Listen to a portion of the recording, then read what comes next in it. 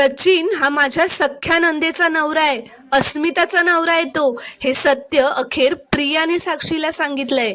श्री स्वामी समर्थ प्रेक्षकांनो, आता प्रिया साक्षीच्या घरी येते व म्हणते, साक्षी मी आता सचिनला बघितलं इथे, तो इथे काय करत होता? तर साक्षी म्हणते, व्हॉट, तू सचिनला कशी ओळखतेस? ती म्हणते, प्रिया अगं आम्ही लग्न करणार आहोत. तर प्रिया म्हणते, काय? तर साक्षी म्हणते, अगं मी तुम्हा दोघांची ओळख सुद्धा करून दिली नाही, मग तुला कसं माहिती हा सचिन आहे तो? तर प्रिया म्हणते, साक्षी अगं ओळख करून द्यायची काय गरज आहे? सचिन हा माझ्या सख्या नंदेचा नवरा आहे, अस्मिताचा नवरा आहे तो. हे ऐकून आता साक्षीच्या पायाखालची जमीनच सरकते. प्रिया म्हणते, अगं त्याचं लग्न ऑलरेडी झालंय. साक्षीला हे ऐकून धक्काच बसलेला असतो.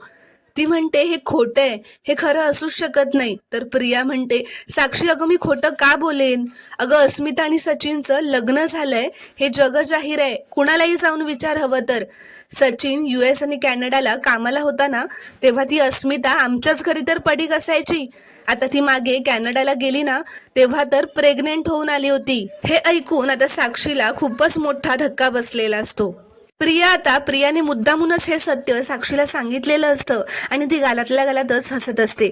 प्रिया आता साक्षीला मुद्दामच म्हणते, तू ओके आहेस ना साक्षी? आता काय करशील ग?